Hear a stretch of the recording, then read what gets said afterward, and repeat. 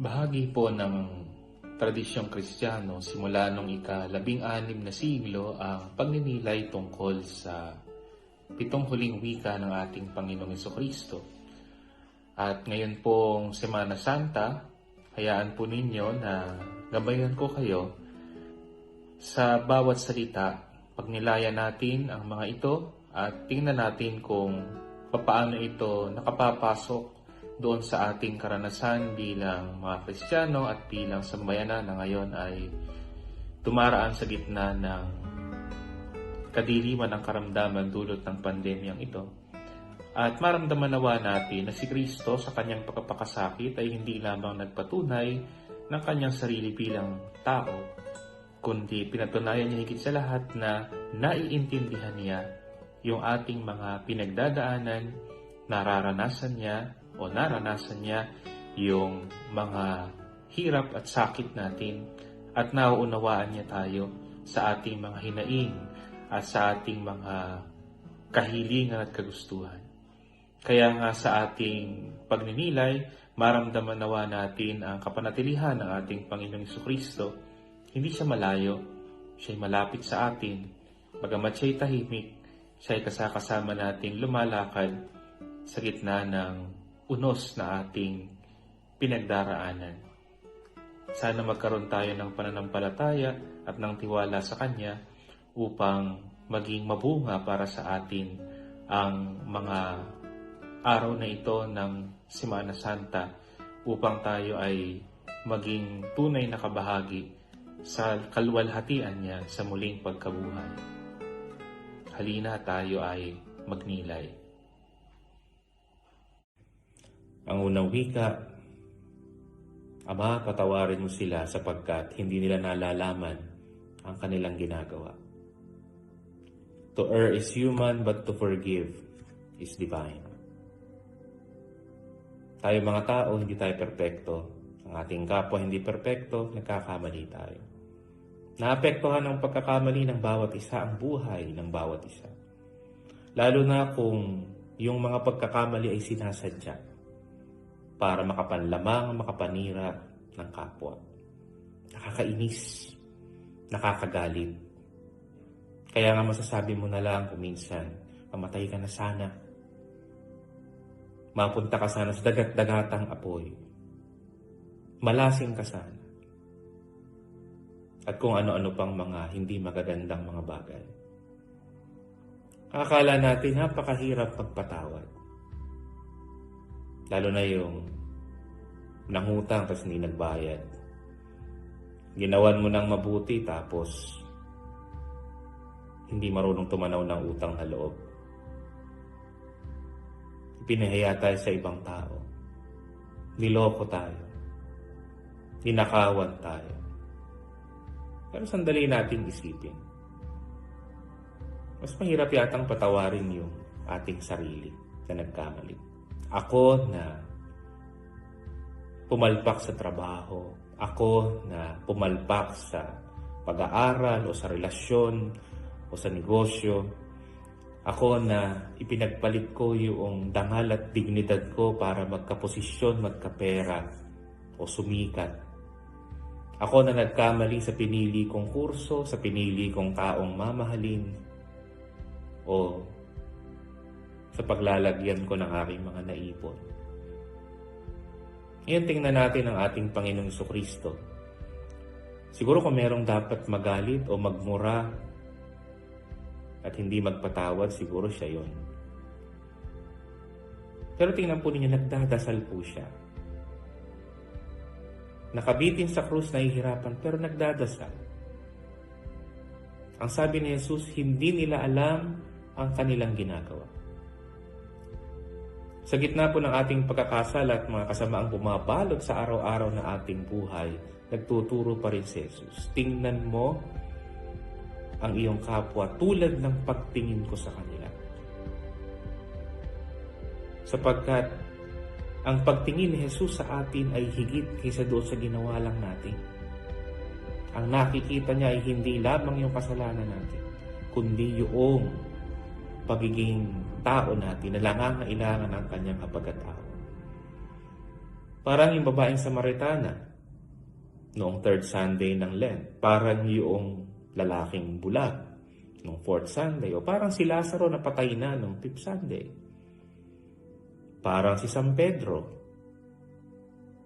Parang si San Pablo. Parang si Santo Agustino. Parang ikaw. Parang ako. Nakikita tayo ni Jesus kung sino tayo at kung ano tayo. At iyon ang minamahal niya. Ito yung mabuting balita. Ang mahal ni Jesus ay hindi yung achievements lamang natin o yung mga gandang mga bagay tungkol sa atin, kundi maging yung ating pagkatao.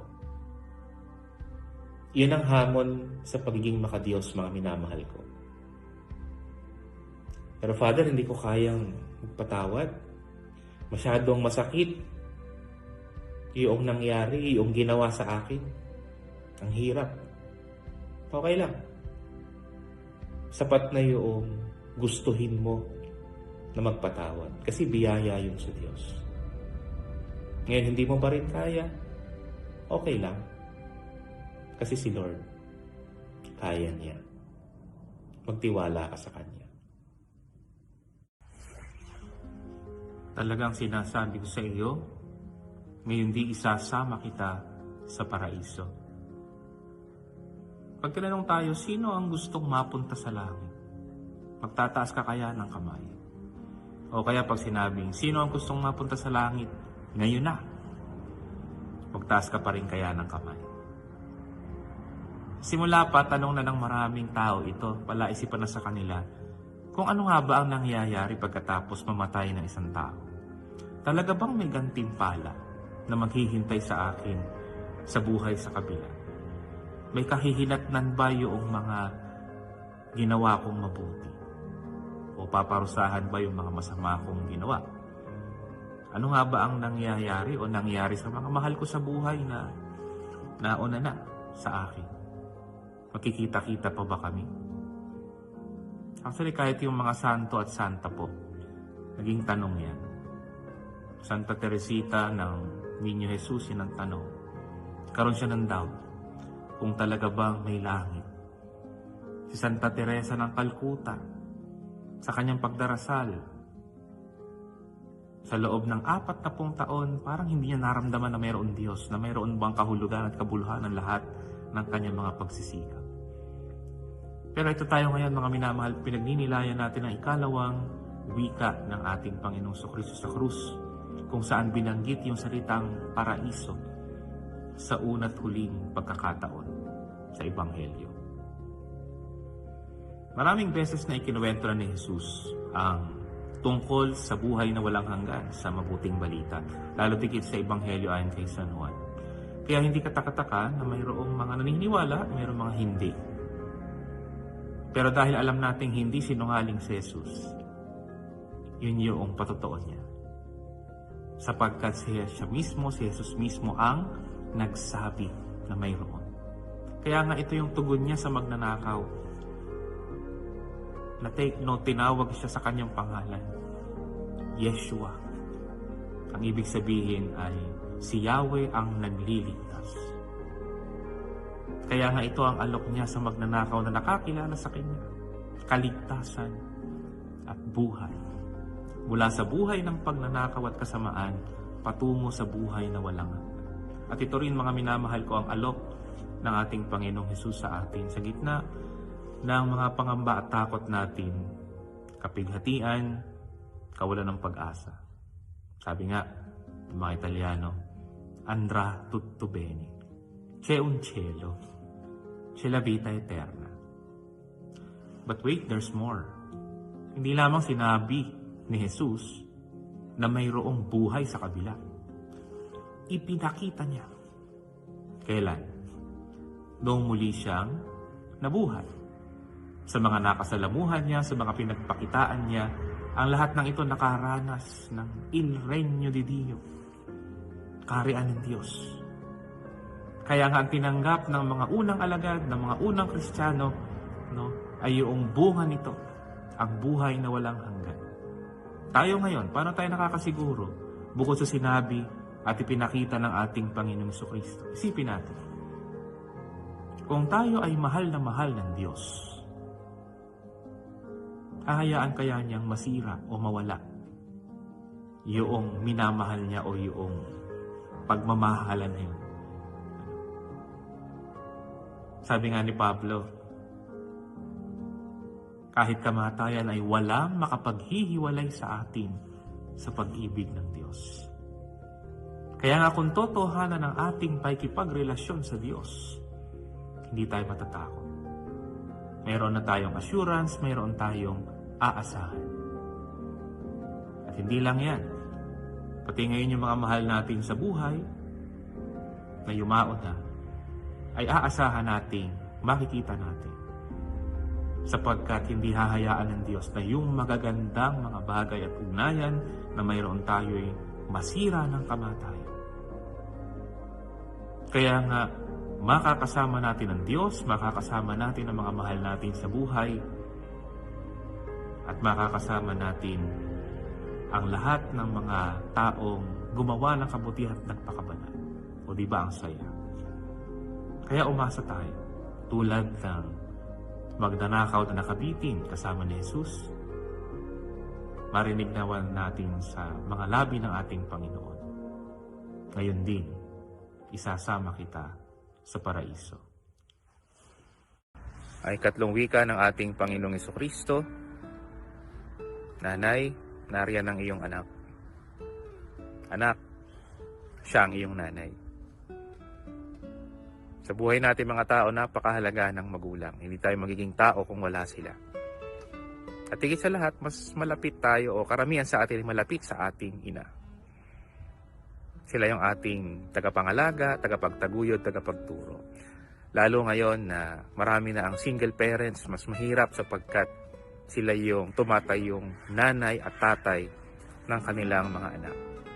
Ang ating ding Panginoong Jesucristo, sangayon sa Ebanghelyo o sa mga Ebanghelyo, ay lumaki rin sa piling ng kanyang mga magulang, bagamat nung bandang huli na ng kanyang buhay, si Maria na lamang ang makikita nating kasakasama niya. Sa pagninilay natin ngayon ay natunghayan po natin na nakatayo ang mahal na Birhen sa paanan ng krus.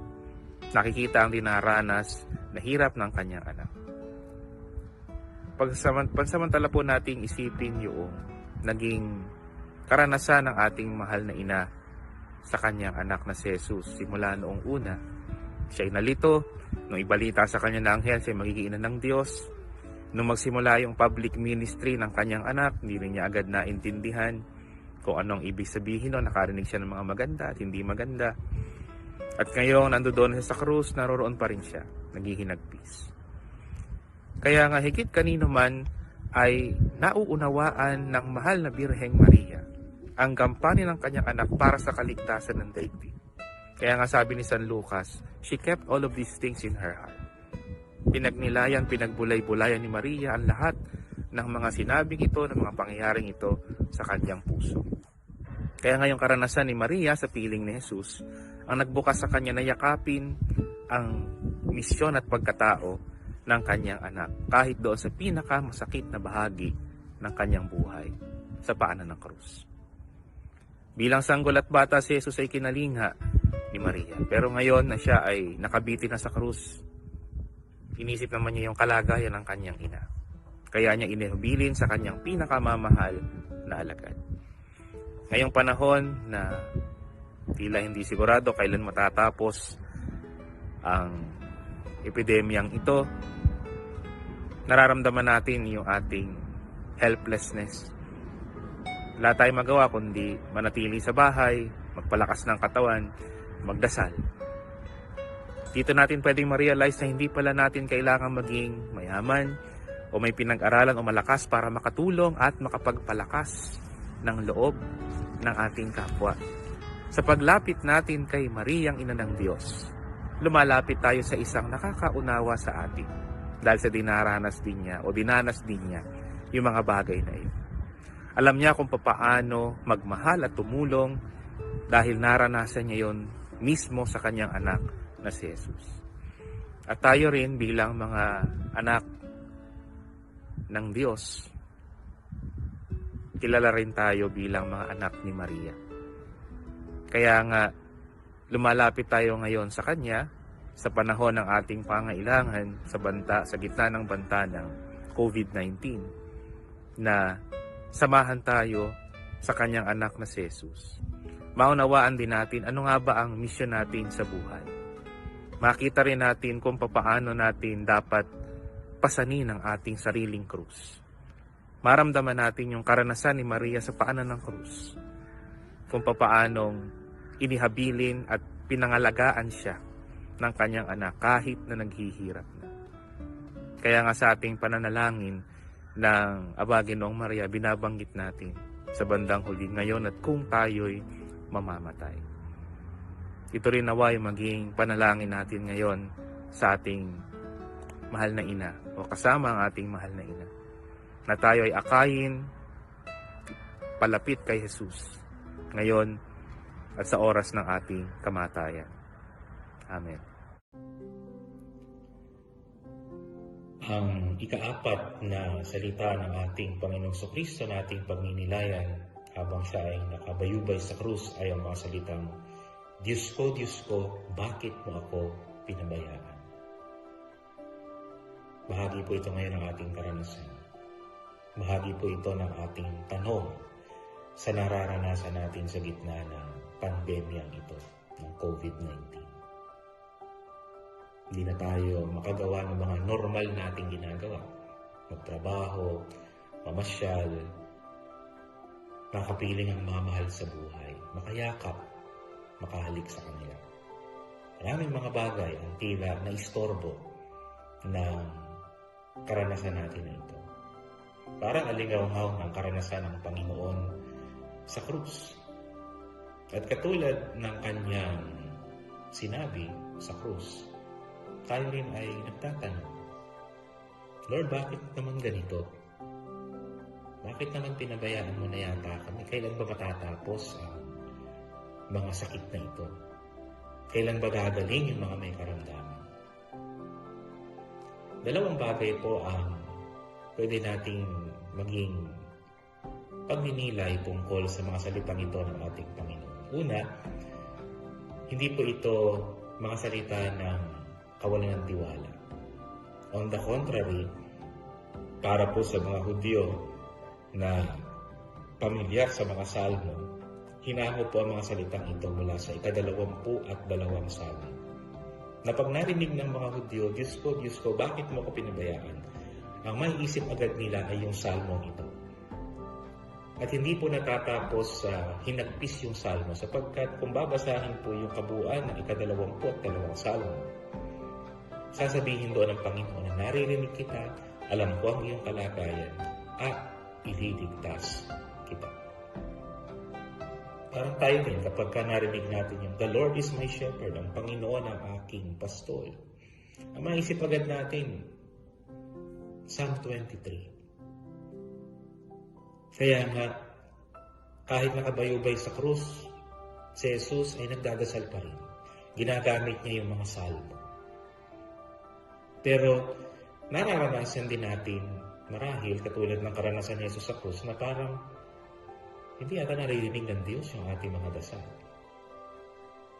May Diyos kaya na sasagot sa aking mga panalangin? O kaya ay may kahihinatnan ba yung aking mga pagsusumamo sa Diyos? Kasi imbis na magkaroon ng maraming kagalingan, parang paparami pa yata yung nagkakasakit, ang dami pa rin ang namamatay. Pati yung pagtawag ni Jesus sa kanyang ama, doon sa hardin ng Getsemani halimbawa, tinawag niya yung kanyang ama na Abba, Ama. Pero tatawagin niya ngayon na Eli o Eloi. Parang Lord. Biglang naging parang layo. Hindi na siya familiar, hindi siya malapit katulad ng Abba o Tatay o Ama. Kaya nga si Jesus naiintindihan po yung kalagayan natin.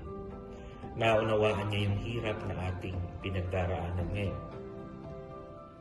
Alam niya yung pakiramdam ng magutom, mahirapan, mamatay. Pero alam din niya yung feeling na mapabayaan, Yung walang makinig sa iyo, yung bang manahimik na lang ang Diyos na parang layo-layo, na parang wala siya doon. Kaya nga si Jesus tumulad sa ating mga tao sa lahat ng bagay, pati yung karanasan natin na tila dispe. Pero ano ang pagkakaiba? Si Jesus hindi nawala ng pag-asa. Yung kanyang pagsusumamo ay isang pagsusumamo na may pananampalataya. Oo, mayroong lungkot, mayroong hinagpis, pero hindi nawawala yung pagtitiwala sa kayang gawin ng kanyang Ama at ng Diyos. Kaya ano ang tugon ni Jesus? Tiwala at pananampalataya. Yun din ang ating sana'y maging tugon sa mga nangyayari ngayon sa ating kapaligid. Kaya nga sa susunod, kapatid, na magdadasal ka at maramdaman mo parang ang layo-layo ng Diyos, tuloy mo lang ang iyong panalangin. Manalig ka, kumapit lang at huwag susuko, sapagkat naiintindihan ka ni Jesus, naririnig ka niya, at mahal na mahal ka pa rin niya.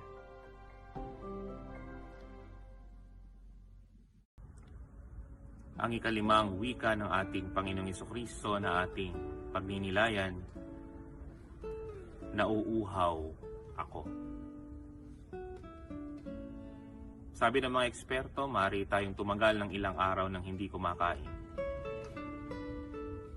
Pero hindi raw po tayo tatagal nang hindi iinom. Ang ating Panginoong Jesucristo, nagutom, nauhaw, natakot, naging masaya, naging malungkot, nagalit, tulad natin.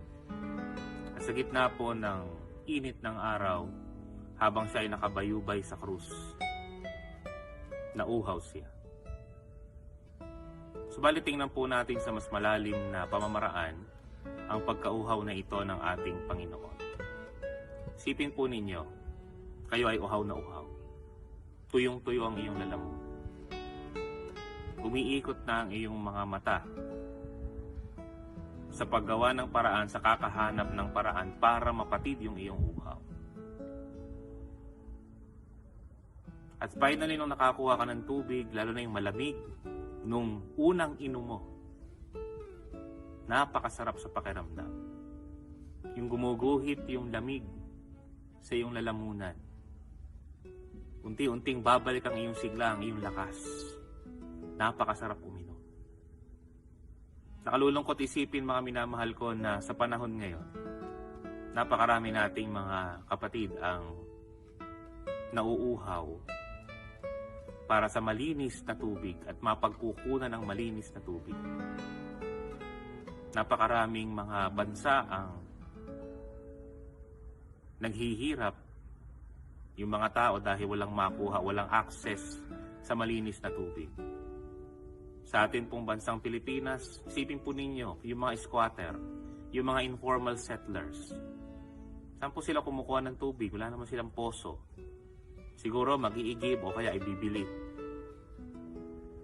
Kaya lang ang daming gamit ng tubig, panlinis, panligo, panlaba. Huwag na nating isipin yung pang-toilet. Paano nila gagawin yun? Iba yung pagkauhaw nila. Pisikal. At yun din yung uhaw na kinakailangang maramdaman natin bilang katawan ni Kristo. Na yung mga kapatid natin na ito na naghihirap. Katulad nung paghahanap natin ng paraan para matighaw yung ating uhaw, sana yun din yung magtulak sa atin para gumawa ng paraan na maibsan ang mga hirap na ito na nararanasan ng mga kapatid nating mga maralita at mahihirap. Sa isang banda, pwede rin po nating tingnan ang uhaw ng ating Panginoong Jesucristo on a personal level. Siguro meron kang karanasan na ang bigat-bigat ng iyong pakiramdam. Siguro meron kang problema, meron kang karamdaman. May iniisip ka. May malaking pagsubok na pinagdaraanan ka. Sa pagdadasal mo sa ating Panginoong Jesucristo, nararamdaman mo at nauuhaw ka para sa Kanya. at naiintindihan ka niya sapagkat siya rin nauuhaw para sa iyo. Ang pagkauhaw ng ating Panginoong Jesucristo ay hindi lamang para sa mga bahagi ng kanyang katawan, tayo bilang simbahan, kundi maging sa bawat isa sa atin, sa iyo in particular, nauuhaw siya. Gusto niyang makipagtagpo sa iyo. He wants to enter into a relationship with you. Nauuhaw ang Panginoon para sa paggawa natin ng mabuti. Pero nauuhaw din ang Panginoon sa ating puso na may kakayahang gumawa ng mabuti. Ang ika-anim na wika ng ating Panginoong Jesucristo sa krus, naganap na. Sa mga nauna po nating pagninilay, marahil ay malinaw-linaw na sa atin yung mga hirap na pinagdaanan ng ating Panginoong Jesucristo. Nariyan of course yung hirap na pisikal, nakabitin ka sa krus, napakainit, napakasakit, dami mong sugat. Naroon din yung emotional na pain sapagkat sa kabila ng iyong paghihirap, hindi mo nakikita yung mga tao na nagmamalasakit sa iyo. Yung mga malapit sa iyo, iniwanan ka na, pinabayaan ka. Pero meron pa pong isang sakit na bahagi pa rin po ng ating karanasan bilang tao na pinagdaanan ng ating Panginoon Jesucristo. At ano po yun? Yung tinatawag natin the pain of lost possibilities. Ito yung hirap na iisipin mo, lahat ba ng aking pagsisikap may kinahinatnan, may kinapuntahan? Lahat ba ng mga sinabi ko pinakinggan at inunawa at sinunod? Lahat ba ng mga magaganda kong mga halimbawang pinakita ay maaalaala pa, matatandaan pa? Meron kaya magpapatuloy ng mga sinimulan ko? Alam po ninyo mga minamahal kong mga kapatid, talagang itong ating karanasan ng pandemya ng COVID-19 ay nakapagpabago sa napakaraming mga bagay sa ating buhay. Maraming mga lugar, maraming mga bansa ang unti-unti nagsara. Marami din po mga gawaing personal at pampamayanan ang naapektuhan dahil sa nangyaring ito o nangyayari ito. Sa ilang linggo nating pagkaka-lockdown at pagkaka-quarantine, marahil nagtatanong na tayo sa Diyos at sa ating sarili o sa isa't isa, may katapusan ba ang lahat ng ito? Hanggang kailan ang pandemyang ito? May aasahan pa ba ako sa aking gobyerno? Pati po yung ating mga frontliners na nagsasakripisyo ng kanilang buhay, nagtatanong, may silbi ba yung mga paalaala namin? Yun bang mga hiling at mga daig namin na pinakikinggan ko ba? Makakauwi pa kaya ako sa aking mga mahal sa buhay? Mayayakap ko pa kaya yung mga anak ko, yung aking mga magulang, yung aking mga mahal sa buhay? Si Jesus sa pagkakataong ito, sinabi niya, it is finished. Naganap na. Tapos na. Oo, naganap na niya yung kanyang misyon. Naganap niya na yung kanyang gawain bilang tagapagpahayag ng salita ng Diyos, ng mabuting balita, ng kaharian ng Diyos. Pero bilang taong totoong tulad natin, siguro nagtatanong din siya, yung bang aking mga pagsisikap para ipahayag ang kaharian ng Diyos, naunawaan kaya ng mga tao? Maalaala kaya nila yung mga miracles na aking ginawa para sa kanila? Ano nga kaya mangyayari pagka ako'y wala na sa daigdig na ito at namatay na? Pero nagtitiwala po ang Panginoong Jesucristo na ang kanyang Ama ang magpapatuloy ng lahat ng kanyang mga isinagawa. Sa tapat niyang pagsunod, alam niya na ang Diyos, ang kanyang Ama, ang magpapatuloy nito. Sapagkat ang Diyos, kinukuha po niya yung mga pira-piraso nating mga pagsisikap, yung mga mabubuti nating gawa. Pinagsasama-sama po niya yun. At nakagagawa po siya ng isang napakaganda, napakalaking bagay. Kapaki-pakinabang hindi lamang para sa atin, kundi para sa maraming mga tao. Siguro nga, hindi nagkatotoo yung mga pangarap natin dati. Siguro nga, ay sumablay tayo sa napakaraming mga bagay. Pero ang Diyos may pangarap pa rin para sa atin. Ang Diyos ay nangangarap pa rin ng magandang bagay na mangyayari sa atin. Siguro nga, yung mga plano natin gawin dati, may mga sablay. Pero ang Diyos, nagtitiwala at umaasa pa rin sa atin. Siguro nawalan tayo ng mga kabuluhan o kahulugan, pag-asa sa ating sarili o sa ibang tao. Pero ang Diyos, umaasa pa rin dahil sa Diyos ng pag-asa. Sabi nga ng mga drawing ng mga bata dito sa Italia na sinabit sa kanilang mga balkon, andrà tutto bene. Everything will be alright. At kung hindi pa ayos ang lahat, marahil hindi pa tapos. Kung hindi pa ayos ang lahat, marahil hindi pa ang wakas. Kung hindi pa ayos ang lahat, siguro hindi pa ganap ang lahat. Kaya patuloy tayong manalig at umasa sa kaganapan ng plano ng Diyos para sa ating buhay. Ang ikapitong wika ng ating Panginoong Jesucristo. Ama, sa mga kamay mo, ipinagkakatiwala ko ang buhay ko. Tayo pong mga tao, sigurista tayo. Gusto natin na alam natin ang lahat ng mangyayari bago ito mangyari. Alam natin yung ating papasukin bago natin ito gawin. Kaya nga natatakot tayo kapag halimbawa pupunta tayo sa isang lugar na hindi natin alam. Naroroon yung pangamba. Ganon din naman halimbawa sa pagtitiwala natin sa ibang tao na hindi natin masyadong kilala.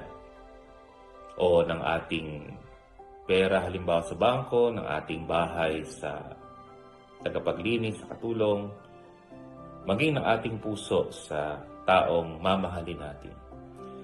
Nung mangyari itong pandemyang ito, madaming nagpanik at maraming nagpanic buying. Pati yung mga nagtatrabaho, nagpanik. Paano kami kakain? Sa kami kukuha ng pambili ng ihahain namin sa araw-araw. At pati yung mga health workers, yung mga frontliners natin, natakot sila. Nagpanik din sila sapagkat unti-unti, isa-isa rin silang nahahawa nitong sakit at marami ang namamatay. Ang ating Panginoong Jesucristo, sa huling sandali ng kanyang buhay, pinagkatiwala niya ang kanyang buhay, ang kanyang misyon sa kanyang Ama. Pero alam nga kaya ni Jesus yung mangyayari pagkatapos na siya ay mamatay? Nakilala niya kaya ng lubos ang kanyang sarili bilang anak ng Diyos? Ano nga kaya ang kanyang pagkakaintindi sa kanyang naging buhay sa ibabaw ng lupa? Dito po muli mga minamahal kong mga kapatid, tinuturo ng ating Panginoong Jesucristo yung landas na dapat nating tahakin. At yon ay ang landas ng lubos at ganap na pagtitiwala sa ating mapagmahal na Diyos. Ang pagsunod po sa Diyos at ang pagtitiwala sa Diyos ay hindi lamang po yung pagsunod sa utos ng Diyos o pagkaalam sa mga aral ng buhay Kristiyano. Una, kinakailangan po natin na isuko yung lahat ng ating buhay, ng ating sarili sa Diyos. Yun po ang ibig sabihin ng ganap na pagtitiwala. Meron po kasing mga bahagi pa marahil ng ating buhay na hindi pa natin lubos na naisusuko sa ating Panginoon. Siguro ay isang makasalanang hilig o makasalanang relasyon. Siguro ay isang pagkahumaling sa material na bagay o sa pagkita halimbawa ng salapi na isasantabi natin ang lahat, maging yung ating pagpapahinga, maging yung ating oras para sa ating pamilya. O kaya naman ay pagkakaroon ng makasariling paghahangad para magkaroon at para magkamal ng mga material na bagay. Siguro ito yung ilan pang mga areas sa ating buhay. Basically, we are trying to be good. Papakabuti tayo. Pero kinakailangan pala na maging yung ating mga inire-reserve sa ating sarili na, Lord, akin lang to. Kinakailangan pa rin palang ibigay natin sa Panginoon. Kasi po yung reservation parang yung awit na kunin mo na ang lahat sa akin, wag lang ang fill in the blanks. Pero ang hinihingi po kasi ng ating Panginoon, all of us, all of me, all of you. Yun ang nais niya. Ganon din naman, ang pagsusuko ay nangangahulugan ng pagbibigay sa Panginoon hindi lamang ng lahat ng tungkol sa ating sarili ngayon, kundi maging ang pagtitiwala sa Diyos at pagbibigay ng ating pagtitiwala sa Diyos, maging ng ating future, yung ating hinaharap. Hinihiling din niya isuko natin ito sa Kanya. Siguro nga, hindi natin alam kung ano yung mangyayari kinabukasan o sa ngayon malabo pa yung future na ito. Pero yan po ang kagandahan ng pagtitiwala sa Panginoong Diyos. Na kahit hindi natin naiintindihan o naunawaan ang lubos ngayon, ay ipinagkakatiwala natin ngayon ito sa Kanya. We entrust our unknown future to an all-knowing God. Kaya nga ang Panginoong Jesucristo, nalaman lamang niya yung Kanyang buhay, yung Kanyang misyon pagkatapos ng 3 araw. Pagkatapos niyang muling mabuhay. Kaya nga sinasabi sa atin ngayon ng Panginoon na kapag ipinagkatiwala natin ang ating sarili sa Kanya, higit sa ating inaasahan ang mapapasa atin. Bibigyan tayo ng siksik, liglig at umaapaw pa. Ibigay mo sa Diyos ang iyong sarili at mas makikilala mo kung sino ka at ano ang iyong misyon, kampanin sa buhay na ito. Hindi natin alam kung kailan matatapos ang emergency na ito, ilan pa ang magbubuwis ng buhay, ilan pa bang magkakasakit. Pero pinagkakatiwala natin ang lahat ng ito sa Panginoong Diyos na nagmamahal sa atin at naghandog ng Kanyang anak para sa ating kaligtasan. Ama, sa iyong mga kamay inihahabili namin ang aming sarili at ang aming kinabukasan.